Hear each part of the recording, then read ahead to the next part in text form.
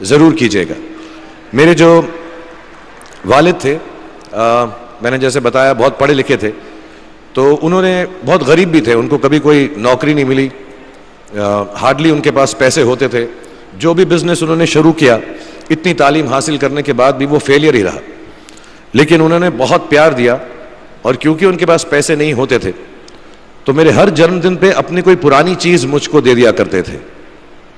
तो पहली पुरानी चीज़ जो, और बहुत बड़ा चढ़ा के उर्दू में अच्छे अच्छे अल्फाज यूज़ करके मुझे इंप्रेस करते थे कि बहुत अच्छा प्रेजेंट दिया है मुझको।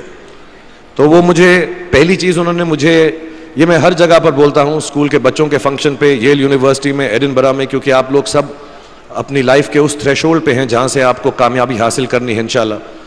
सो पहली चीज़ जो उन्होंने मुझे दी थी, उन्होंने मुझे अपना शतरंज का सेट दिया था, टूटा फूटा सा। वो शतरंज हर रोज़ खेलते थे। हनुमान मंदिर के जो हेड प्रीस्ट थे, पंडित थे, उनके साथ रात को जाके मेरे वालिद जो हैं शतरंज खेलते थे। और उन्होंने मुझे कहा कि शतरंज से आप ज़िंदगी के बारे में बहुत कुछ चीज़ें सीख सकते हैं। पहली ये कि कोऑपरेशन और साथ मिलजुल कर काम कैसे करना है। दूसरी ये कि ज़िंदगी में आगे बढ़ने के लिए कभी कभी पीछे भी हटना पड़ता है। तीसरी ये कि जो छोटे लोग होते हैं, जो आप समझते हैं, कई लोग ऐसी बात मानते हैं, जो पॉन्स होते हैं, जो प्यादे होते हैं, उनकी सबसे ज़्यादा इज्जत करना ज़िंदगी के अंदर। कोई भी इंसान छोटा नहीं होता, हमेशा हमेशा ज़िंदगी में काम आता है। और कामयाबी हासिल करने के लिए आखिरी बात शतरंज ये सिखाती है हमको कि कभी कभी जिस चीज़ से सबसे ज़्यादा लगाव होता है, जैसे रानी से अमूमन हो जाता है, कभी कभी उसे भी सैक्रिफाइस करना पड़ता है आगे बढ़ने के लिए। दूसरी चीज़ जो उन्होंने मुझे दी, मेरे पास है वक्त, 2 मिनट बोल सकता हूँ मैं, सॉरी। दूसरी चीज़ जो उन्होंने मुझे दी थी, वो एक टाइपराइटर दिया था। आज के ज़माने में आई डोंट थिंक किसी को, बहुत सारे बच्चे होंगे यहाँ पे जिनको मालूम भी नहीं होगा टाइपराइटर कैसा लगता है। अब सब कंप्यूटर पे काम करते हैं। तो टाइपराइटर के ऊपर जब आदमी लिखता है और अगर गलत लिखता है तो उसको मिटाने में बहुत तकलीफ होती है। So you have to be very diligent, बहुत ध्यान से लिखना पड़ता है, हम गलती नहीं कर सकते। और टाइपेक्स यूज़ करते थे टाइप को निकालने के लिए, कभी उंगली फंस जाती थी उसकी कीज़ के बीच में, मगर बहुत मेहनत से, बहुत डिलिजेंस से काम करना पड़ता था।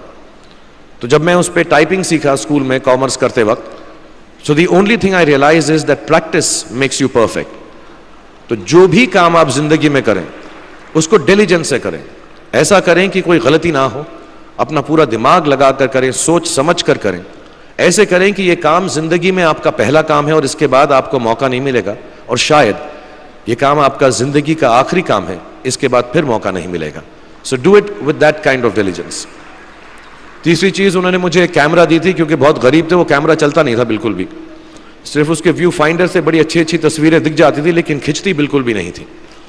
और इससे मुझे उन्होंने सीख दी कि जो हमारी क्रिएटिविटी होती है, हम जो भी, कभी कभी हमारी हॉबी होती है, कभी कभी हमारा उससे प्यार होता है, लेकिन हम उसको अपनी नौकरी नहीं बना सकते, अपना काम नहीं बना सकते। बहुत कम लोग ऐसे फॉर्चुनेट होते हैं जैसे मैं हूँ कि जो मेरी हॉबी थी, जिस चीज़ से मुझे प्यार था, कलाकारी से, एक्टिंग से, वो मेरा पेशा भी बन गया।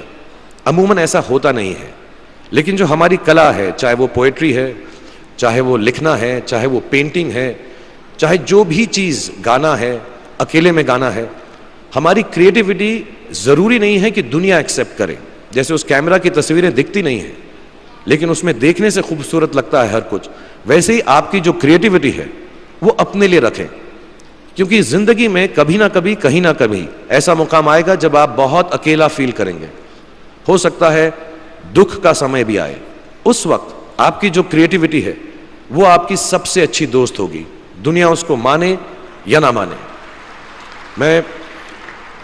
मैं बहुत ख़राब पोइट्री करता हूँ, लेकिन जब भी दुखी होता हूँ तो लिख लेता हूँ। सराफ साहब से मैं अब सीखना भी चाहता हूँ, मैं रेखता पे जाऊँगा, मुझे लगता है ये कमाल की साइट है, थोड़ी मैं शायरी वगैरह सीखूँगा। मेरी शायरी बहुत ख़राब है कि हमने तुम्हारी याद में रो रो के टब भर दिए, वो आए और नहा कर चल दिए, इस लेवल की पोइट्री है। लेकिन जब दुख होता है, ये भी बैठकर जब लिखता हूँ तो बहुत दिल को शांति मिलती है।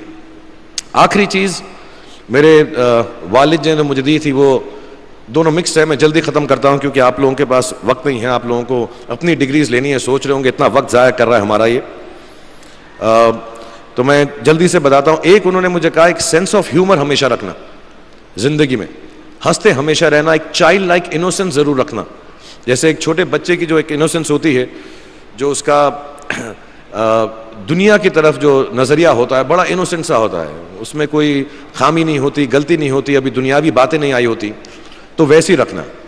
कई बार बचपन में मैंने जब बदतमीजी की या कोई गलत काम किया तो उन्होंने सेंस ऑफ ह्यूमर से मुझे बचाया।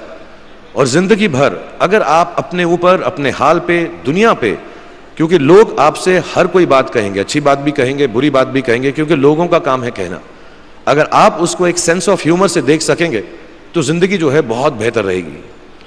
And last not the least, what my father gave me, what my mother gave me and what your parents have given you, आपके जो पेरेंट्स हैं जो आपको दिया है, वो सबसे बड़ी गिफ्ट है, गिफ्ट ऑफ लाइफ। जिंदगी की जो जिंदगी एक खुद ही सबसे बड़ा तोहफा है हमारी जिंदगी, और उसको वैसे ही ट्रीट कीजिए। जिंदगी के अंदर जो भी मुकाम आए, जैसी भी चीजें हों, अच्छा हो बुरा हो, कभी अंधेरा हो कभी उजाला हो, हर चीज को रिस्पेक्ट कीजिए और जिंदगी में ग्रेस रखिए हर इंसान की तरफ। हर इंसान जो भी आपसे जो भी बात करेगा वो अपनी मुसीबत के हिसाब से करेगा, अपनी हैसियत के हिसाब से करेगा, कभी गलत बात भी बोलेगा, ऊंची बात भी बोलेगा। जब आप काम करेंगे, जब आप बड़ी बड़ी कंपनीज के अंदर नौकरी हासिल करेंगे, आपका हमेशा झगड़ा रहेगा, जो मेरा जूनियर है वो ऐसी बात करता है, मेरा सीनियर जो है ऐसी बात करता है। लेकिन सब जो हैं जिंदगी से जूझ रहे हैं, इस जिंदगी में कुछ बनने की कोशिश कर रहे हैं। सो वो ग्रेस जो है, वो लीवे जो है, हर किसी को दीजिएगा जो आपके साथी हैं, जो आपके साथ साथ काम कर रहे हैं, जो आपका साथ काम नहीं भी कर रहे और जो आपका साथ नहीं भी दे रहे। ग्रेस से बड़ी चीज आप जिंदगी को वापस नहीं लौटा सकते। ये 4-5 चीजें याद रखिएगा। याद रखिएगा, नहीं रहे तो कोई बात नहीं। आप लोग बहुत कुछ अभी इस जगह पर इल्म हासिल कर चुके हैं और मुझे उम्मीद है और मुझे यकीन है कि आप जो भी करेंगे जिंदगी में बहुत कामयाब होंगे। और फिर से मैं मौलाना आज़ाद नेशनल उर्दू यूनिवर्सिटी का शुक्रिया अदा करना चाहूँगा कि मुझे यहाँ पर बुलाया, आपसे मुखातिब होने का मौका दिया। थैंक यू वेरी मच, बहुत बहुत शुक्रिया। और आप, मुझे मालूम है कुछ टीचर्स जो होंगे यहाँ पर बैठे होंगे जो आपके फेवरेट नहीं भी हैं, जो बहुत स्ट्रिक्ट होंगे, डांटते भी होंगे आपको, उनको सबसे ज़्यादा याद रखिएगा जब आप इस यूनिवर्सिटी से बाहर जाएंगे, क्योंकि जो सबसे ज़्यादा टीचर आपसे स्ट्रिक्ट थे वो एक्चुअली सबसे ज़्यादा आपसे प्यार करते थे।